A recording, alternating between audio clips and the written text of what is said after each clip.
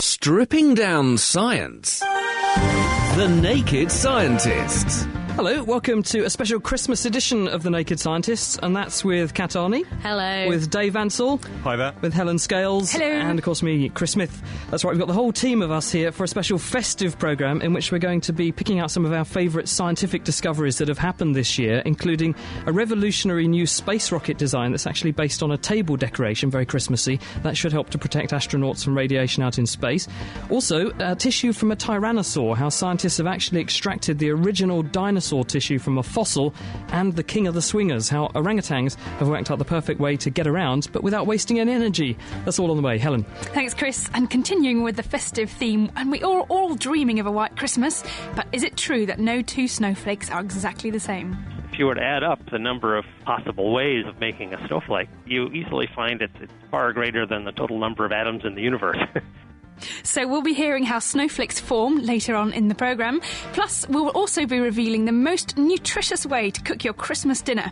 Should you boil, steam or microwave your vegetables to keep all that lovely goodness in? Ben's been down to the Dunn Nutrition Unit in Cambridge to investigate, and we'll be bringing you his report, delivered whilst holding his nose, later on in the show. Thanks, Helen. And talking of kitchens and cooking things up, for Kitchen Science this week, I thought we'd investigate whether it's true that bread always does land butter side down. So if you want to help us, pop a piece of bread in the toaster and get ready to butter it. I'm explaining what to do shortly. It's really easy. We shall find out the truth. And later on, we will also be solving this attractive puzzle. Where do permanent magnets get their energy or power? I can put a fridge magnet on a fridge, and it seems as if it will stay there forever with no sign of any power source. Can we not harness this invisible and seemingly endless source of energy?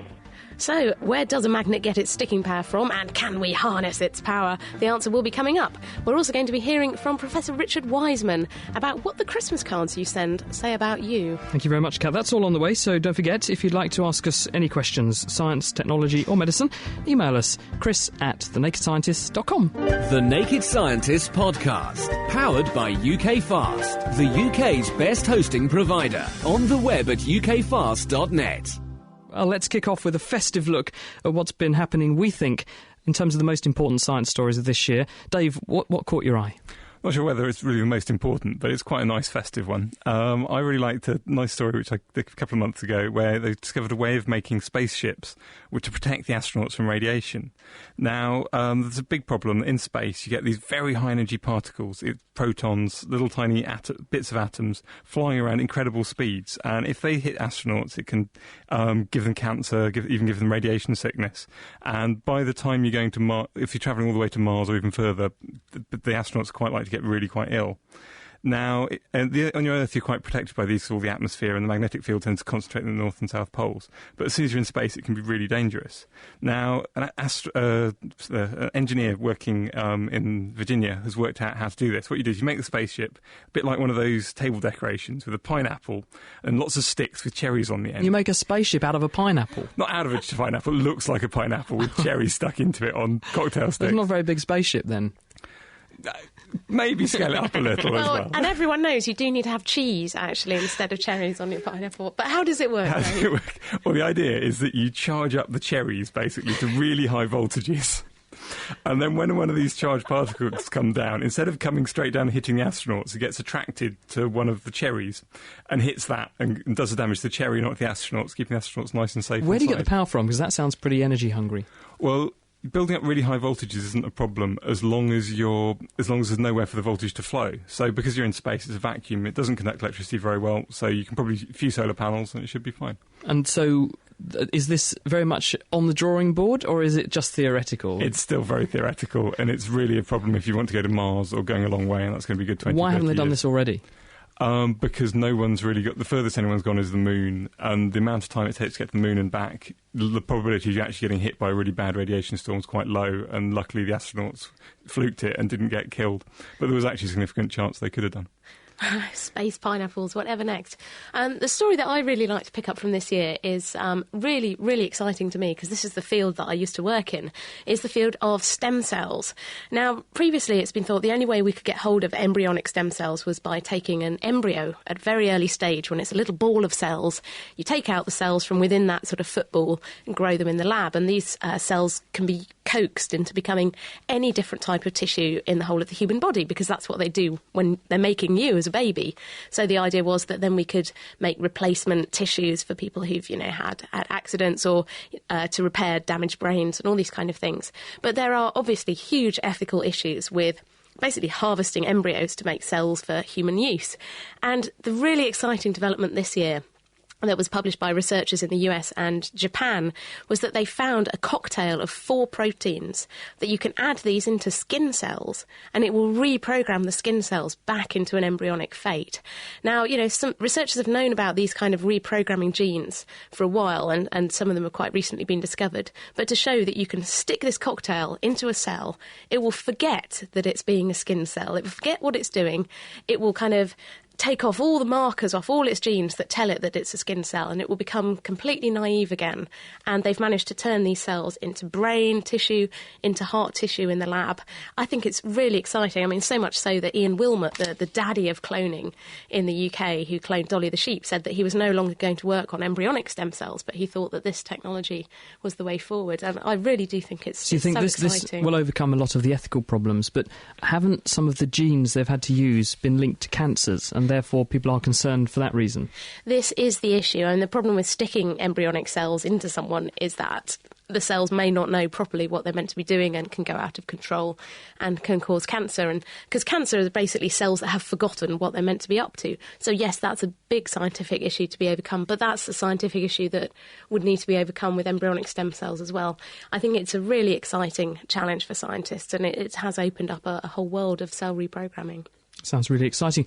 As someone myself who's really interested in what was on Earth before we were, because I'm quite interested in dinosaurs and things, this story, which came out earlier this year, really caught my attention. It was Mary Schweitzer. Now, I've had the benefit of meeting her. She presented some of her data when she was at St. Louis at the AAAS, that's the American Association for the Advancement of Science meeting, in 2006 when I was there.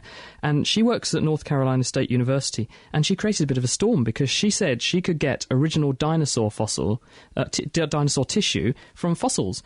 And what she did was to make an accident in her laboratory to start with, and this lucky mistake led to the discovery of what she thinks is real tissue. She got a piece of Tyrannosaurus rex, and they decided to what's called demineralize the fossil. So you add some chemicals that will dissolve some of the rock away. They were going to make some sections or thin sections through it, so this should make that easier if you take some of the minerals out. And it got left for a bit longer than they thought, and expecting the fossil to have completely fallen apart and disappeared, she was surprised to see what looked like something holding it all together. And they've gone and looked at this much more closely, and it's dinosaur bone tissue. And it looks like it's the original proteins that were in the dinosaur bone. So when they looked at it with antibodies that could recognise the same protein in us, they all locked on in just the right place on the protein, which suggests it really is protein there that the antibodies are binding to. Then they put some under an electron microscope, and if you look at collagen, which is the skin tissue we have, under a microscope at high power, it looks stripy, because it's got certain combinations of amino acid building blocks that soak up electrons and make it look very dark and then pale, like a zebra crossing, and they saw that. And the next thing they did was to then feed some of the tissue into a device called a mass spectrometer, which can chemically analyse things, and this one suggested that it really was the real tissue. It was this protein from skin, collagen. How on earth can it have survived that long, actually, How many millions of years old is this stuff? This is a 65 million year old fossil. So how on earth did that stuff manage to survive? Well, that's what people were saying. How does it survive so long? Because it's been... it would presumably have just disappeared, but the answer is that it doesn't completely break down, and it looks like you get minerals impregnated, which keeps it together, but you've got the original stuff there too. And it has been really controversial in America, actually, because they have a big issue with the creationist lobby over there, and they're saying, oh, you see, this shows that dinosaurs aren't actually that old after all, and it's being used as an argument against evolution, but obviously, the scientific analysis of it and scientific explanations will prevail, I'm sure. Sure. I mean, the real breakthrough for me as well was they managed to get the sequence of the protein. They looked at the amino acid building blocks that make up the protein and compared them with modern-day animals, and they weren't very similar to us, but they were very similar to chickens. And chickens, of course, are birds, and the birds are the closest living relatives of the dinosaurs, so the whole story sort of fitted together beautifully. Roll on Jurassic Park. Sounds fantastic. Now, the story that I've picked out from this year, it certainly isn't the most important, but I thought it was rather fun. And it sort of has a festive theme, perhaps, if maybe you'll find yourself on Boxing Day sat down in front of those classic films. And this one in particular is The Jungle Book, one of my favourites, indeed. We can all sing along. And, of course, one of those great characters... Helen, give us a little... Go on, then. I couldn't possibly, unless everyone else joins in. Maybe later. Kat's a good singer. Maybe later. I've got sore throat. Maybe later. Excuses. Anyway, there is a great character who sings about being the king of the swingers, and it turns out that they really are. Orangutans really are the king of the swingers when it comes to making their way through the forest, and they make best use of the energy that they have, because essentially these creatures are great big balls of orange fur, and they're huge creatures that can't exactly walk along the end of a very thin branch and then grab onto the next one, because they just fall off. So a team of scientists from Birmingham University here in the UK decided to have a look at just how it is that orangutans do get through the forest.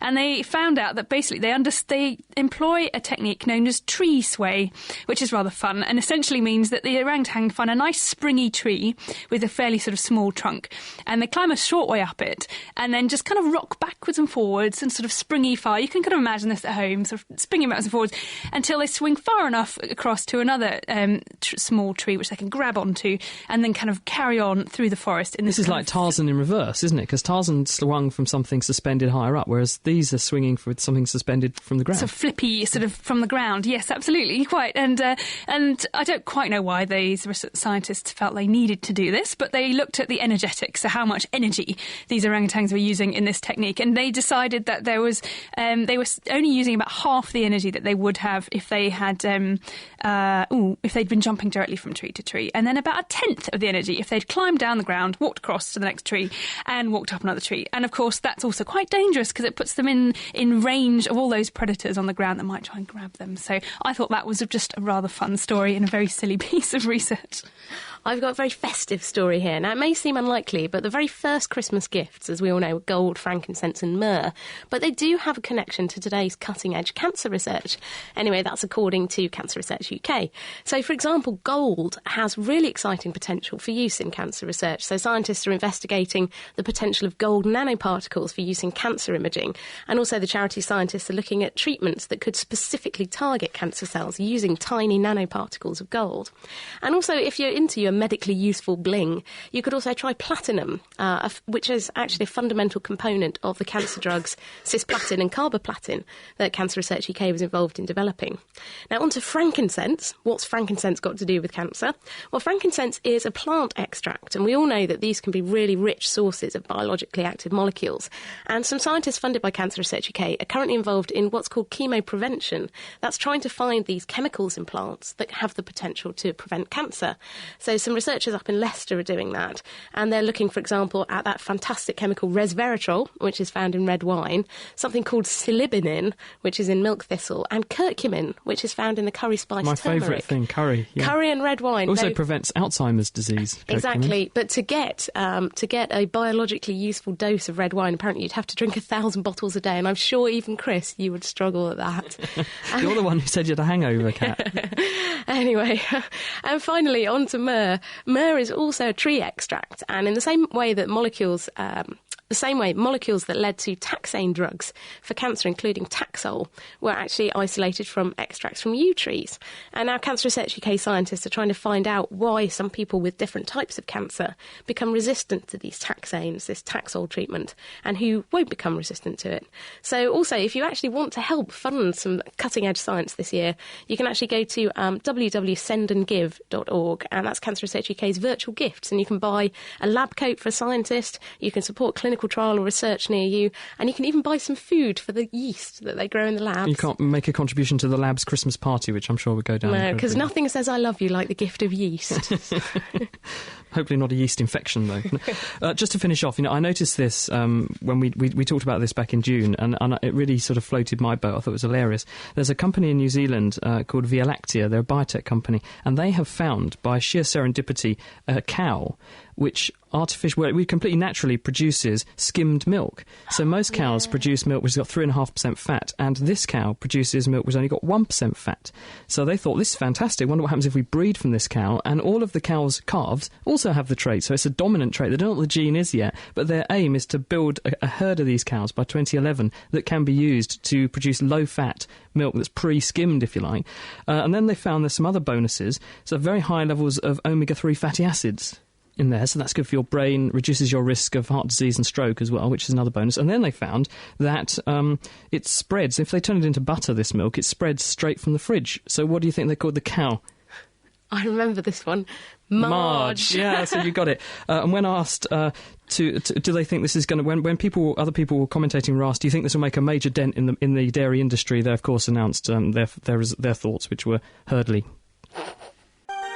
The Naked Scientist Podcast, brought to you by thenakedscientist.com. It is The Naked Scientist. It's our Christmas special with Kat, Helen, Dave and Chris. On the way, we'll be finding out the best way to cook your Christmas dinner, your Brussels sprouts. Should you boil them, steam them or microwave them? We've done the experiment to find out. We'll also be finding out about the science of snowflakes and the science of quirkology. Richard Wiseman will be joining us to find out, amongst other things, what the design on your Christmas cards that you send says about you. But first of all, Manuel Costa's on the phone. Hello, Manuel. Hiya. Hi, Chris. Thanks for joining us on The Naked Scientist. What would you like to talk about? It's basically where the pins and needles sensation in your limbs, like your hands and your feet. I just noticed that when I crouch down, or if I'm sleeping on my arms at work or something, when I wake up, I have this pins and needles sensation, and it's apparently quite normal or something. Many other people have it. I just wanted to know what's the basis of this. Why does it happen? OK, the nerves in your body have an incredibly high energy requirement, so they need a big supply of blood and sugar to keep themselves going. If you lie on your arm, say, when you go to sleep, then the common place for this to happen is actually in your forearm or up under your armpit. In fact, there is a condition called Friday night or Saturday night palsy. Yes, it's called Saturday night palsy. And this is where people go up the boozer and have a few. They come home and they fall asleep with their arm over the back of a chair, and the arm of the chair pushing up under their arm compresses the nerve supplying their arm against their humerus, the upper arm bone, and it squashes the nerve flat, and you can actually get a nerve palsy because of it. But more normally, when you go to sleep at night, when you squash a nerve flat and you squash the arm, you can reduce the blood flow down the nerve, and this means that the brain doesn't get signals back into the spinal cord from the nerve, because either the interruption of the blood flow because of laying on your arm or just physically pushing on the nerve stops the proper flow of information. And so the brain starts wondering where the signal has gone from that bit of the body, and so it increases its sensitivity to whatever that nerve was supplying. And so you start to get spurious signals as though you could really feel that bit of your body. And it's a bit like phantom limb pain that you get when you have a part of the body amputated. And then when you restore the blood flow by moving in your sleep or rubbing or sort of elevating the bit of the body that's starved of blood, such as your leg or something, then all the blood rushes back in, the pressure's taken off the nerve as well, and it starts to work again. So you get your sensation restored. And thankfully it's not harmful, but it can also be a sign in people who have other diseases like diabetes and other damage to nerves. It can be a sign that the nerve is deteriorating. So as long as you're getting pins and needles, that's good news. But if they're there all the time, then that might be a sign that something bad's happening. But if you're just going to bed and laying on your arm, it's nothing. Oh, okay, that's cool. It's just laying in bed on your arm. What about, I also have a thing where another part of my body gets pins and needles that doesn't seem to be the right bit. I'm not sitting on that leg. It's like sitting on one leg or one arm, and the other arm gets pins and needles. It's kind of that happens transferred. To me as well at times. Does it? Oh, any idea what that is? That's very interesting, and I'm going to have to think about that, because the only thing I can think of, Manuel, I have some funny thing where if I pinch my chest wall about nipple level, then I feel the pain of the pinch, not just next to my nipple, but also on my elbow, on the same side. Oh. And it's just sort of referred pain to my elbow, and I think it's crossed innervation. I think I've got some nerves flowing sort of from my... Your wiring's crossed. I've got crossed wires, yeah, my wires are crossed. I hope that answers the question anyway, Manuel. It's great to have you on the show. Yeah, thanks a lot. It's a pleasure, thank you. Yeah, cheers. If you'd like to ask us any questions on The Naked Scientists, you can email chris@thenakedscientist.com. Now, Dave, what are we doing for Kitchen Science this week? Well, I don't know if you're a bit clumsy like me, and occasionally you're sitting at the table and you've got a nice buttered piece of toast, nice jam on it, really lovely, you're really looking forward to it. Somehow you knock it off the table and all of a sudden it's on the floor, and it always seems to land butter side down. Now, we want to find out whether this is actually an urban myth or whether there's some real science behind it. So we've got a really experiment. We want lots of people to do it at home, phone in, so if you get lots of data. We just get a piece of toast, butter it, put it on the table the right way up, very gently push it off the side of the table and find out which way it lands. Maybe do it 4 or 5 times, phone in, tell us what the answer is. And if you've got a very expensive carpet? I'll put some newspaper down, a bit of plastic to protect. Do you think that's affecting do you think the carpet could be having an influence on the bread, though? And by putting the newspaper, you might destroy the effect. Do we not need a very expensive bit of carpet to test to make sure it's really happening? It's a fair test. It is possible. If anyone wants to put butter on their really expensive carpet at home, they're more than welcome, but don't sue me if you damage it. So do try and join us, thanks Dave, for our big radio experiment live testing does bread always land butter side down. So proper analysis, scientifically speaking, do it 5 times, email chris@thenakedscientist with your results. We need those results in as fast as possible, please, so get experimenting and give us a call. All shall be revealed. Anyway, now, we all know what snowflakes are. They're those lovely white things that fall from the sky and stop the trains.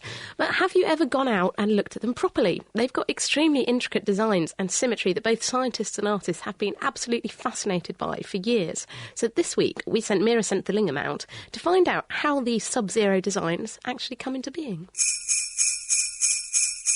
It's that time of year again, when we're all secretly hoping to wake up on Christmas morning and see a nice layer of white coating our streets.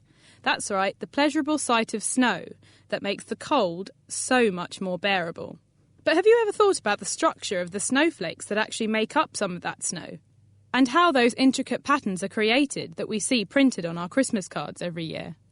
Well, I spoke to Professor Kenneth Librecht of Caltech University and picked his brains about what snowflakes actually are. Well, snowflakes are basically made of ice. What makes them unique is they form from water vapor in the air, and when the water vapor is condensing to solid ice, it forms those beautiful patterns.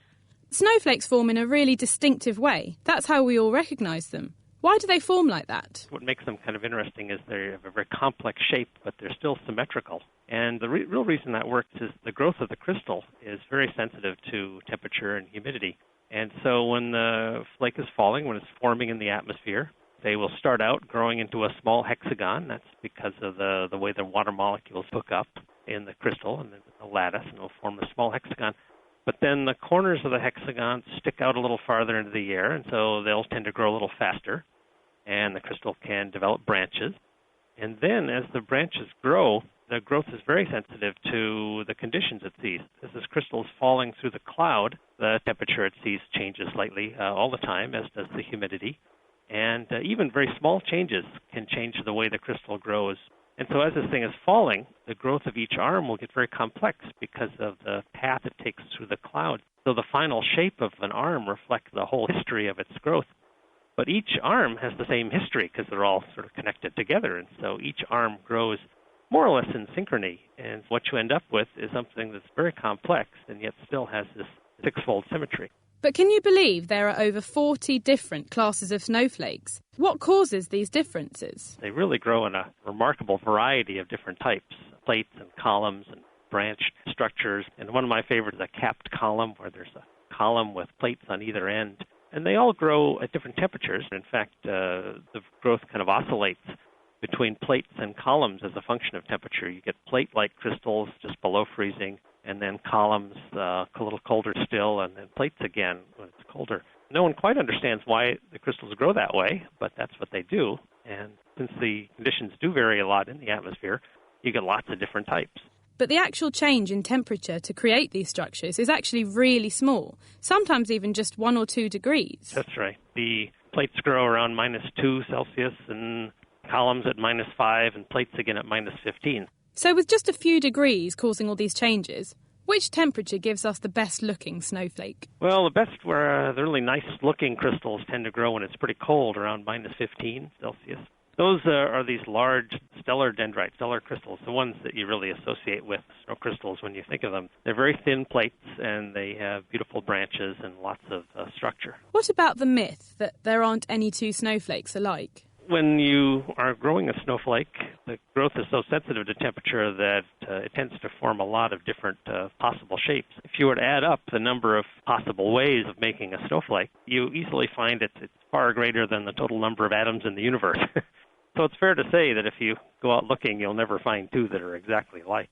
To finish off, I asked Kenneth for some tips on how we can make the most out of any snow we get this Christmas. Well, it's really fun to go looking for snowflakes, and you don't need any real equipment. A little magnifying glass helps. You can even see quite a bit with the naked eye. You'll find all sorts of different shapes. One of the places I like best is the windshield of a cold parked car.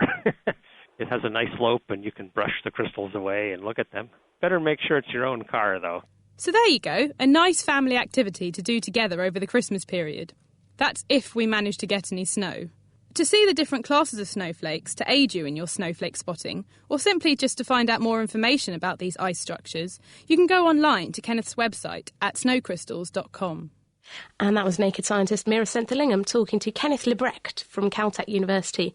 And yes, if you want to find out even more about snowflakes and the physics behind their design, we do have an article on our website, and to find it, just go to www.thenakedscientist.com/articles. Thank you very much, Kat. It's The Naked Scientists with Chris, Kat, Dave and Helen. Still to come, the science of sprouts. And we'll be finding out how best you should cook your Christmas sprouts to preserve all the goodness. Plus, we'll be talking to Professor Richard Wiseman. He's from the University of Hertfordshire, and he's done a lot of work on quirkology. In other words, those quirky things. For instance, what do the Christmas cards that you send say about you? What about the jokes you find in crackers? Do you like them or hate them? And are you a natural joke teller? And what does your star sign actually mean to you in terms of the behaviour that you subsequently show? If you'd like to join in on the programme, email us, chris@thenakedscientist.com. Laying the facts bare, The Naked Scientists. So Naked Scientists with Chris, Kat, Helen and Dave. Don't forget, we're doing our kitchen science experiment. Does bread always land butter side down, or is it an urban legend? Please toast a bit of bread, butter it, and then gently knock it off the table and see which side it lands. And tell us. Do it 5 times, best of 5. Now, Dave, a couple of quick questions for you. This one's from Bob, and I've also got one from Hallie. And Bob says, why is it that when you see pictures or photographs of stars, they always appear as crosses? And on a similar sort of vein, Hallie says, when they've been watching planets and stars in the night sky, why is it that the stars appear to be twinkling much more than the planets that don't appear to twinkle? Okay, I'll start with the first one. The first one is to do with how big telescopes are made. They're actually done with 2 mirrors, and we have one big primary mirror, and then there's a secondary mirror held above that primary mirror, sort of above it, and then that reflects the light back down to where you look through it or you put a camera. Now, the secondary mirror is in the middle of the tube with the big one on, and they've got to support it somehow. They tend to have 4 supports, sort of vertical supports, to hold it up, otherwise it's going to fall down. And actually that star shape you see around the stars is basically a really, really, really out-of-focus picture of the star shape. It's also called diffraction pattern, and that's what's producing all these little stars on all of the things. And why do stars twinkle more than planets? It's basically because planets are actually fairly large. You can actually see them on the back of your eye. So it's a bit like having 100 stars all very close together. And all those 100 stars would be twinkling, but on average, some of them are going to be twinkling brighter and some of them are going to be twinkling darker. So on average, they tend to twinkle less when you see them all together. So maybe 20 of them are going to be brighter, 20 of them are going to be darker. So on average, it's not going to twinkle very much. Thank you very much, Dave. One quick one for you, Kat. This is from Mark Stewart, who says, Chris and the team, Merry Christmas. I understand that AIDS is a disease of the immune system, but after watching a TV documentary recently, I was surprised to learn that many AIDS sufferers actually die of cancers as well. I couldn't work out how the two are connected, so how does a depleted immune system bring on cancer?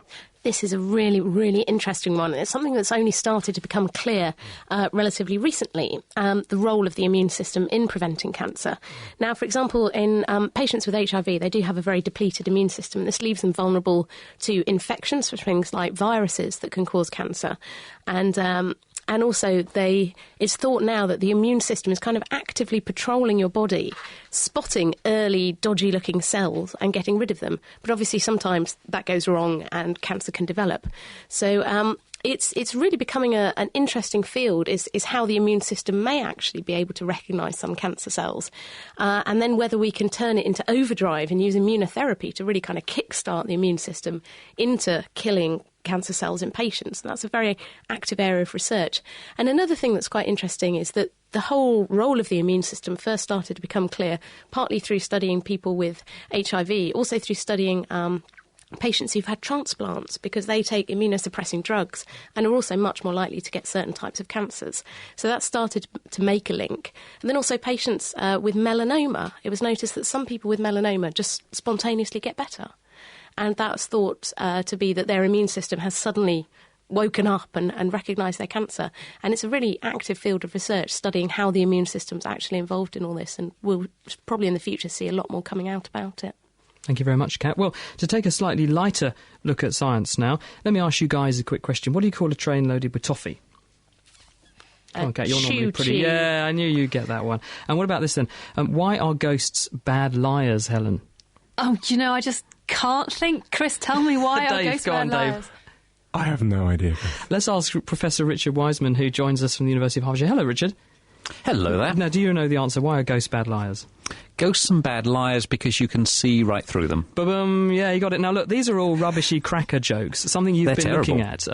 You acknowledge yourself they're terrible, but you've been researching all about the subjects of cracker jokes. Why do we have this obsession with them?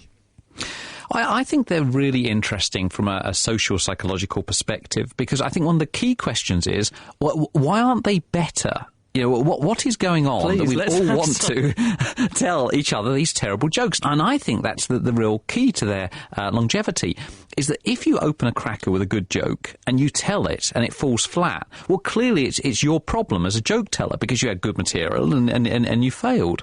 If you've got a bad joke and you get no laugh, in fact, if you get a groan, well, you can just blame the joke. There's nothing embarrassing going on socially. So I think they're actually rather clever. What they're doing is about a kind of group experience. We're all going, oh my goodness, that's terrible. But it's not putting any pressure on the person whose job it is to tell the joke.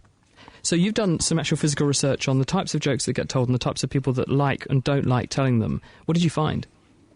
Well, when we asked people, do you enjoy telling cracker jokes? It was the people that were the self-confessed poor joke tellers that said, yeah, that's really what I enjoy. And part of it is, of course, the joke's written down for them, and they're pretty short jokes, so you don't have that terrible moment when, your uncle at the dinner table has just gone on for 20 minutes and then just suddenly forgotten the punchline of the story. So that they're short jokes, and as I say, they're not putting the joke teller under any pressure, so it was the poor joke tellers that tended to like them.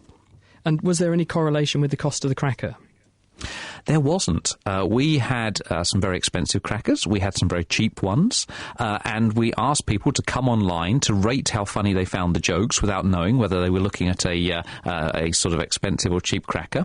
And we found no correlation at all. So if you're after good jokes, there's no need to spend big bucks on the crackers. That's the big scientific breakthrough we can say is actually official science. Thanks, Richard. We're looking at another aspect of Christmas.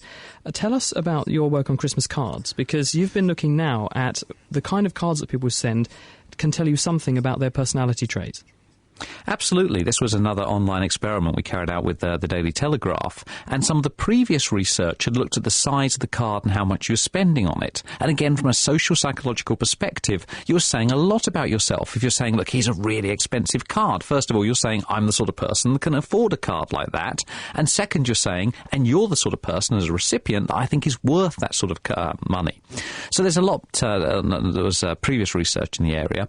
What we did was ask people to fill out a basic personality questionnaire, told us whether they were an extrovert or an introvert, whether they were creative or not creative, and so on, and then tell us what type of Christmas card they tended to give, whether it was one with a traditional design on the front, such as a religious scene, or a more kind of abstract one, perhaps some holly or something like that in a rather abstract pattern.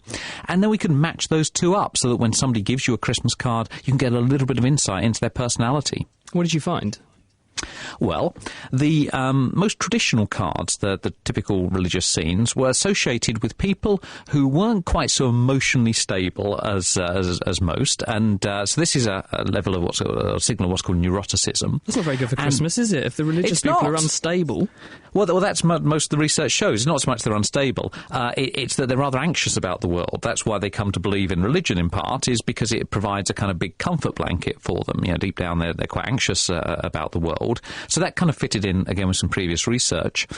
We found with the very abstract designs that these were people that scored highly on a scale which is known as openness to experience. So it's those people that tend to be obviously more creative, open to new experience in their lives, people who would really like to look at an abstract pattern and try and find meaning and within it, rather than being told rather obviously by the artist what that meaning is. I like to send funny cards though, Richard, so what does that say about me? That says a lot. We did have a lot of people in those kind of, cute sort of dog with Santa hat on or funny card. I had one that had Father Christmas sitting on a chimney using it as a toilet, and it said underneath, "You know when you've been really bad this year." You see, I think that's just sick. I think that's terrible. You should send a card like that. But, each to their own. Yes, the people who tended to send those cards were the extroverts rather than the introverts, so people who are more socially oriented. And also, if you got any glitter on the card, that was heavily correlated with getting the card from an extrovert, because we know that extroverts, their brains tend to be sort of understimulated. So they're constantly looking for other people, for noisy environments, for bright environments, in this case for glitter on the card, to stimulate them a bit more, get them into that comfort zone. Richard, I make my own cards. What does that say about me? That means you're very mean, and you should get out. Not true. Very, very mean. I can tell you, as a psychologist, you need to get into the shops, just throw all that card stuff away. I put a lot of my own energy and my own kind of thought process into it. But not your own money, interestingly enough. But she has to buy the materials, Richard, doesn't she? That's true. And these days it's expensive. That's true. Well, I think what's interesting about that, he says, backtracking very quickly. I think what's interesting about that is you're saying a lot about yourself. You're saying, look, I'm a person who's going to invest my very valuable time in making this thing. I'm a creative type of person. So again, you're telling us a great deal. You're not going to go into the high shop and just sort of high street rather than just buy something from the shops. It's about creating something individual for each of the people you know. So it's quite interesting what you can get out of cards. But let's move it on a bit, because the wise men allegedly followed a star to find where Jesus was. So let's look at astrology for a minute. What does astrology tell you? Is there any basis in that at all? I don't think so. I mean, one of the chapters in the Quirkology book is devoted to looking at some of the evidence for astrology. And certainly people believe it's the case. Certainly when they read their horoscope, they go, oh my goodness, that describes me. But of course, that's not science. That's not a controlled experiment. And lots of those horoscopes, in fact, even if you employ a professional astrologer, they will give you a reading which lots of people think, yes, that's true for me. There's nothing special about that reading. There's nothing idiosyncratic in there for you. It's just you read meaning into these fairly general statements. And some of the statements will be double headers, such as, sometimes you enjoy going along to parties, other times, you want to be alone. Well, of course that's true of everyone. There's nobody that would always want to be at a party or always be on their own. Other times they're statements which we really like to believe about ourselves. So if someone says, that the stars suggest it's going to be a great week for you and you're the sort of person that's got a lot of untapped creative potential, we all go, yes, that's incredibly insightful. How on earth did you know? So astrology, in that sense, is built on psychology. But I don't think that there's any way of looking up to the heavens or looking at where the stars are when you were born and actually predicting your future. That's quite good. I wonder if Jesus knew that when he was born on the 25th of December and he knew it was going to be Christmas. What an amazing possibility. Richard, thank you very much. Pleasure.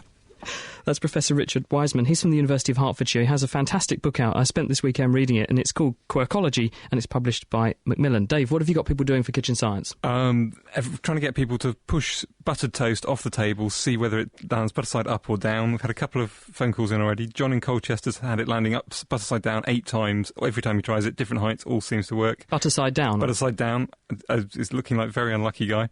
And Sonia from Kettering, 4 out of 5 times butter side down. So Bargavin Kettering says his bread's landing butter side down 3 times out of 5. Mark in Bletchley, not so successful. I'm throwing butter bread all over my kitchen and I've given up, which is a bit of a worry. Anyway, if you want to have a go, we're doing a big radio experiment. Does your bread always land butter side down? So please, best of 5 trials, push your toast off the edge of your table and see which way up or down it goes. Now, one of those great joys of Christmas, Brussels sprouts, which I think people have very strong feelings about one way or the other. How about you guys in the studio? How are you going to cook your sprouts at Christmas? Or are you going to have any? I love Brussels sprouts. I think we probably will have them, and I hope that my mum might steam them or cook them in the microwave. And then supply gas masks afterwards. I actually tried curried sprouts the other day, and they were really good. Oh, that's adding insult to they're injury, really isn't nice. it? I can really recommend curried Brussels sprouts. It's a little known fact. Anyway, we've had an email from Heather Coleman, who said she's worked out that the best taste and texture for Brussels sprouts is to steam them for 10.5 minutes and 8 minutes if you're doing broccoli. That's something else. Anyway, and this leaves them both properly cooked but not soggy. But she's interested in how steaming rates nutritionally versus boiling. So which way of cooking do you think will have the best outcome for the healthiness of your sprouts? We are sent out Ben to find out.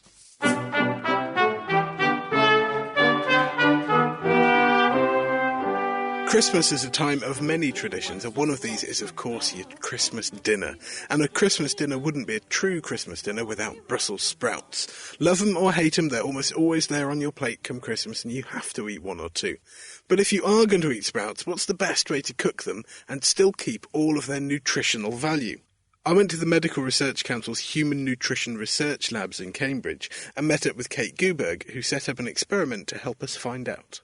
I divided the sprouts into 5 different groups: frozen sprouts, raw sprouts, boiled sprouts, microwave sprouts and steamed sprouts, and they were then homogenised in acid to preserve any vitamin C that was remaining.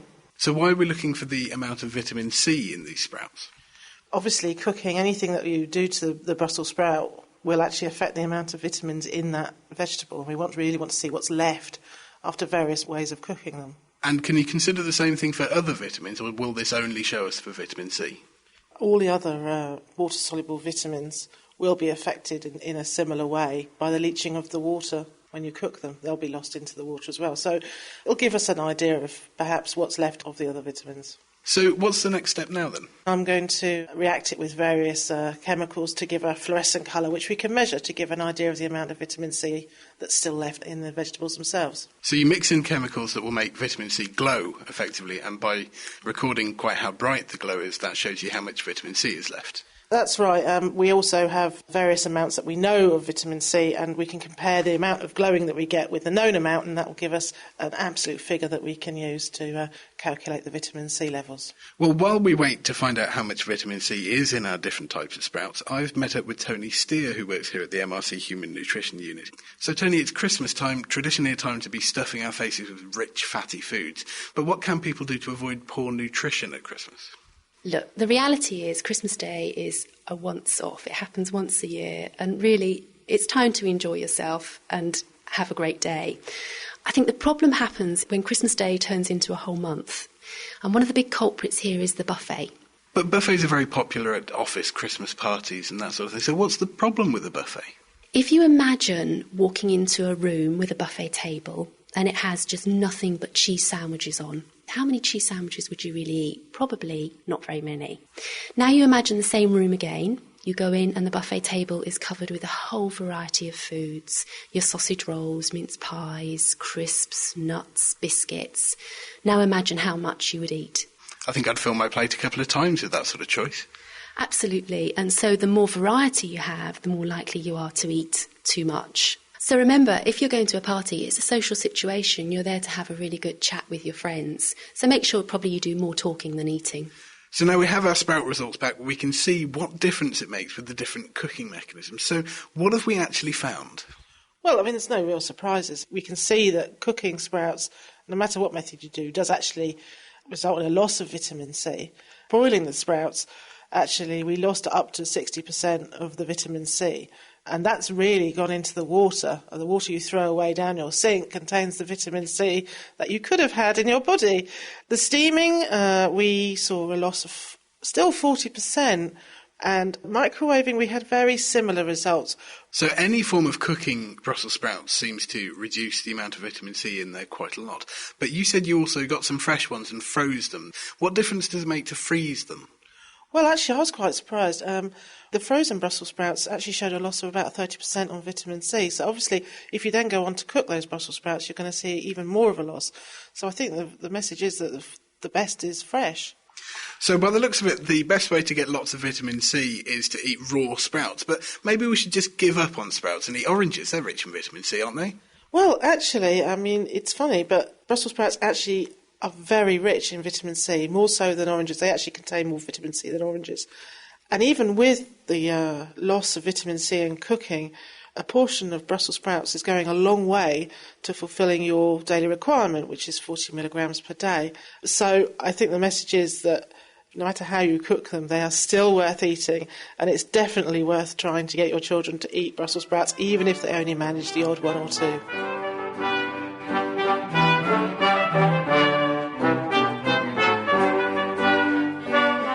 So, sprouts are packed full of goodness, and would you believe they would fend off scurvy better than an orange? And to maximise the nutrition, you need to steam them or microwave them, and that's fresh sprouts, because freezing them, and this goes for any fruit or vegetable, actually causes ice crystals to form, which breaks down the cells and really cuts down on the nutrients that you're going to get. Except when the vegetables are frozen in factories, they freeze them very, very quickly, which means that the ice crystals are really tiny. The quicker you freeze things, the smaller the ice crystals, and so they really don't do much damage. So you're still kind of keeping quite a bit of that nutrition in there.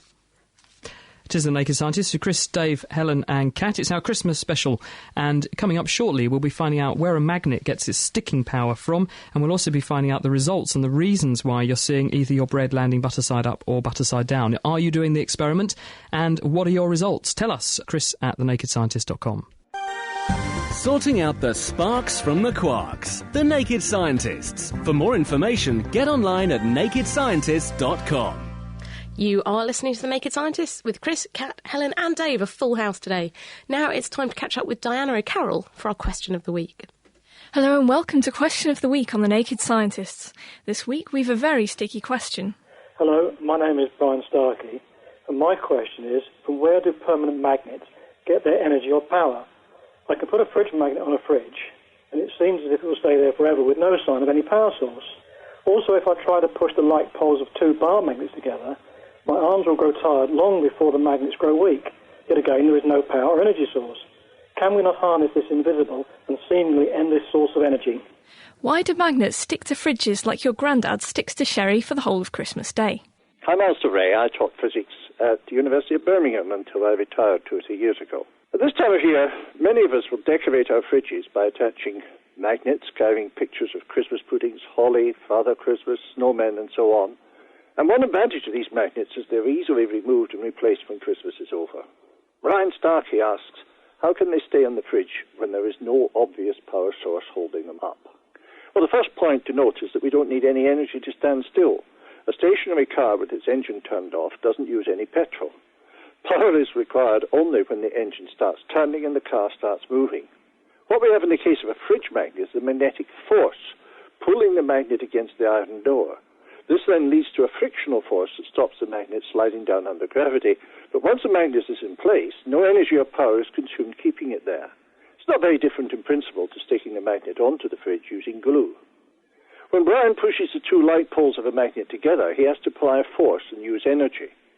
If they're then allowed to move apart, this energy is released and converted back into motion. Now, if he holds them together without letting them move, no more power is needed. It's perhaps easier to understand this if we think of the magnets being supported by a rigid frame instead of by a person. There's no movement, there's no consuming of power.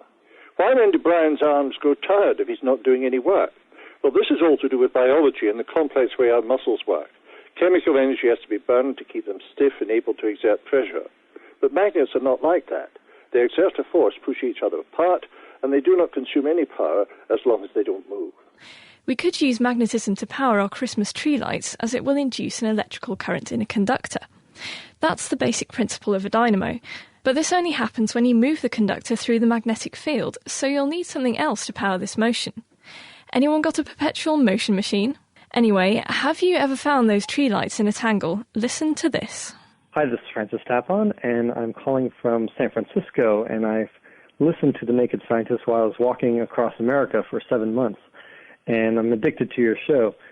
I had a question, though, while I was walking, and it's about tangling wires, because I would put my MP3 player into a pocket, and every single time I pull it out, the wires are completely tangled up. In fact, they're so tangled, I couldn't even do it myself. My question is, why do wires get tangled? And following that, we'll be dealing with a problem that never goes away. Hello, this is Anand. I'm calling from Colchester, and this is my question. I want to know how the boomerang works and what's the principle behind that.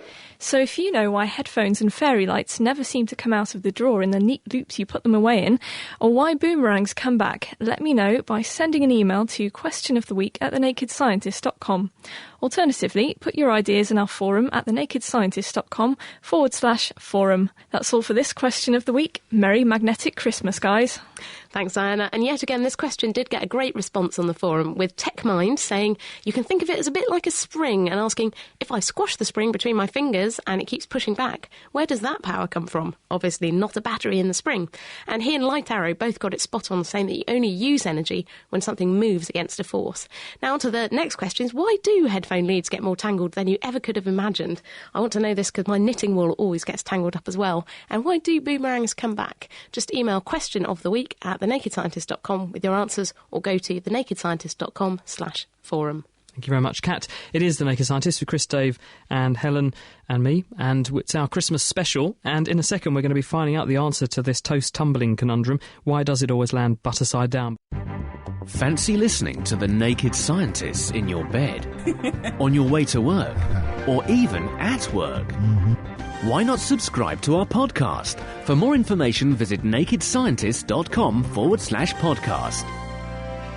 OK, is it an urban legend or is it scientific fact that bread always lands butter side down? Dave, what's going on over there on that side of the room?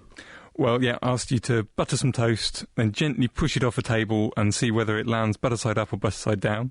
John in Colchester and Sonia already found it mostly ended up butter side down. So did Bargav in Kettering, someone on the forum, and Eddie in Northampton. Just heard from Krishna in Kettering also saying 3 out of 5 times it landed butter side down. So it does seem to land butter side down more often than not. I'll just try it here now. I've got a buttered piece of toast and a thing on the floor, and knock it down.